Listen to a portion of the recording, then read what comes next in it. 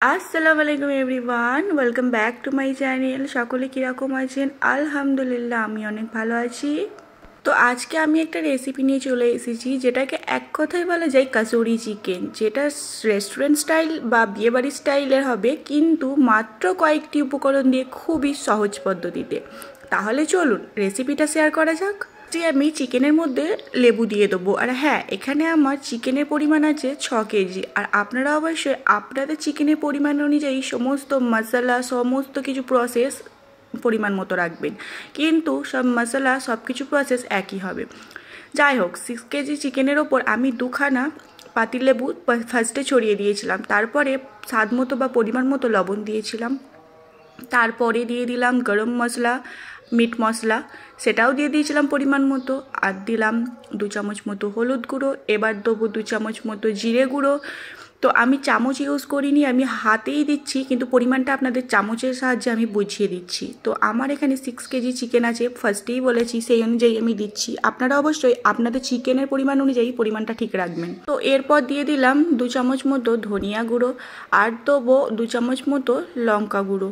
তো সমস্ত কিছু ঘরোয়া মশলাই আমি ইউজ করলাম। আর কি এখানে মশলা দিচ্ছি আপনারা ঠিক পরিমাণ মতো আপনারা আপনাদের চিকেনে ব্যবহার করতে পারেন। তো যাই হোক, এরপর এখানে যেটা দিয়ে দেবো সেটা হচ্ছে চাট মশলা। চাট মশলাটা অপশনাল, দিতেও পারেন নাও দিতে পারেন, দিলে একটু টেস্ট হয় ওই আর কি। সেটা দিয়ে দিলাম 1 চামচ মতো। তো এটা অপশনাল, আমি বলেই দিলাম, দিতেও পারেন নাও দিতে পারেন, কিন্তু দিলে ভালো হয়।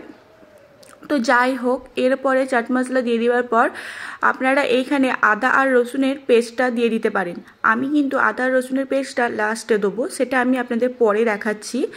তো তারপরে দিয়ে দিতে হবে কালারের জন্য 2 চামচ মতো আমি ইউজ করলাম কাশ্মীরি লঙ্কা গুঁড়ো, এটা অবশ্যই দিতে হবে। আর দিলাম ফুড কালার। ফুড কালারটা আমি জাস্ট আধা স্পুন চামচ ব্যবহার করেছি। ফুড কালারটা আপনারা দিতেও পারেন নাও দিতে পারেন, যদি না দেন তাহলে কাশ্মীরি লঙ্কা গুঁড়োটা অবশ্যই একটু পরিমাণটা বাড়িয়ে দেবেন। তো যাই হোক, এরপরে আমি 250 গ্রাম মতো টক দই এখানে দিয়ে দিলাম। তো ওই যে প্রথমেই বলেছি, আমি আমার চিকেনের পরিমাণ অনুযায়ী সমস্ত কিছু মশলা, সব কিছু উপকরণ দিচ্ছি। আপনারা অবশ্যই আপনাদের চিকেনের পরিমাণ অনুযায়ী দেবেন। আর যদি কেউ আমার মতো 6 কেজি বা 5 কেজি চিকেন রান্না করেন, তাহলে এই পরিমাণটাই রাখবেন, কোনো অসুবিধা হবে না। তো যাই হোক, এবার সব কয়টি উপকরণ দেওয়া হয়ে গেছে, এবার হাতে করে ভালো করে মিক্স করে নিতে হবে। আর হ্যাঁ, আমি তো আগেই বলে দিয়েছিলাম, এখানে আপনারা আদা আর রসুনের পেস্টটা এখনই দিয়ে দিতে পারেন, কোনো অসুবিধা হবে না। তো আমি এখানে ভালো করে মিক্স করার পরই তবুও আপনারা দেখে বুঝতে পারবেন, দেখুন এটা সুন্দর করে মিক্স করে নিলাম। আর এই মিক্সটাই হচ্ছে আসল, যত ভালো করে মিক্স করবেন তত চিকেন রান্না হবে টেস্টি। আমাদের মিক্স করা কমপ্লিট। এরপর আমরা 2 চামচ আদা আর 2 চামচের রসুন পেস্ট এখানে দিয়ে দেবো। কিন্তু এই যে প্রথমেই আমি বলে দিয়েছিলাম, এটা আপনারা আগে যদি দিয়ে দেন তাহলে কোনো পরে দেবার কথাই উঠবে না।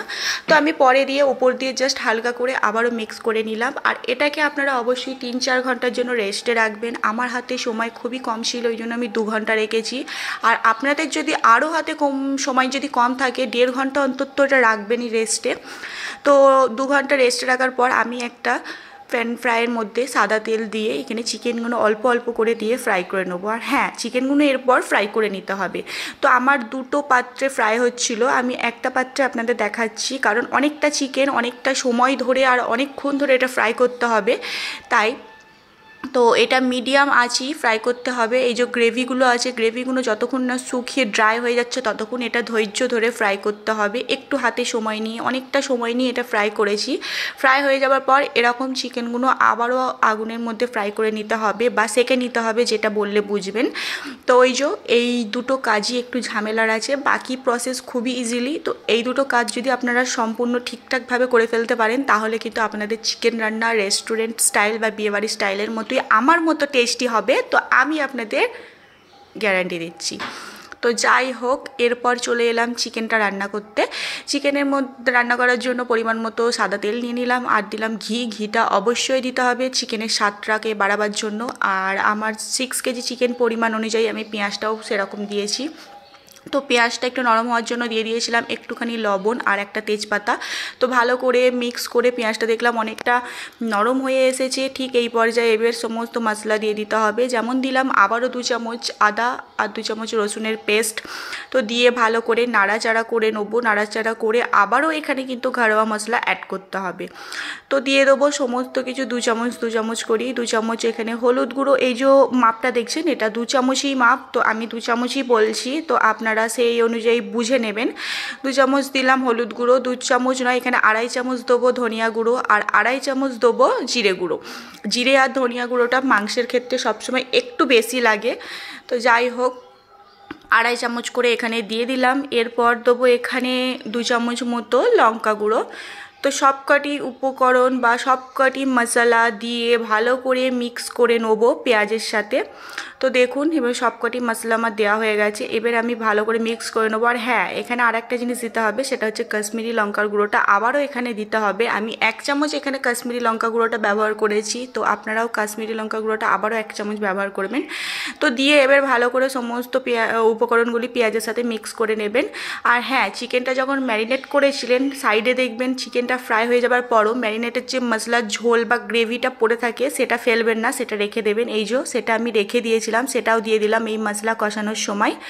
তো এবার ভালো করে মশলাটাকে কষিয়ে নিচ্ছি। তারপরে মানে এরপর যেটা দিতে হবে সেটা হলো টমেটো আর কাঁচা লঙ্কার পেস্ট, যেটা আমি অলরেডি করে রেখে দিয়েছিলাম। আপনারা অবশ্যই টমেটো আর কাঁচা লঙ্কার একটা পেস্ট করে রাখবেন। তো সেইটাকেও দিয়ে দিবার পর দিয়ে দিতে হবে কাজু আর আমন্ডসের একটা পেস্ট। তো কাজু আর আমন্ডসের একটা পেস্ট করে রেখেছি, সেটাও দিয়ে দিচ্ছি। তো আপনারা পরিমাণটা ঠিকঠাক রাখবেন, রেখে দেবেন। তো দিয়ে ভালো করে মশলাটা কষিয়ে নেবো। দেখতেই পাচ্ছেন মশলার কালার অলরেডি কত সুন্দর চলে এসেছে, মশলা থেকে তেল ছেড়ে গেছে। তারপরও আমরা ভালো করে মশলাটা মিক্স করে নেবো। মিক্স করে আরও ভালো করে কষাবার জন্য মশলাটা একটু ঢাকা দিয়ে দিতে হবে। তো এই পর্যায়ে কালারটা দেখুন কত সুন্দর চলে এসছে। তো ঢাকা দিয়ে দেবো যতক্ষণ না মশলাটা ফুটছে। তো দেখুন ঢাকা দেওয়া হয়ে গেছে, ঢাকনা খুলে দেখছি মশলা অনেকটা তেল ছেড়ে গেছে, কষে গেছে। এই পর্যায়ে ওই ফ্রাই করে রাখা চিকেনগুলো এবার দিয়ে দেবো। তো চিকেনটা এবার মশলার সাথে ভালো করে মিক্স করে নেবো। দেখতেই পাচ্ছেন কালারটা কত সুন্দর এসেছে। আর হ্যাঁ, এরপর এখানে যেটা দিতে হবে সেটা হচ্ছে কাসুরি। তো কাসুরি চিকেন হচ্ছে, কাসুরিটা তো মেন। তো কাসুরিটা আমি পরিমাণ অনুযায়ী এখানে দিয়ে দিলাম, যতটা লাগবে ঠিক এইভাবেই আমি গুঁড়ো করে দিয়ে দিলাম।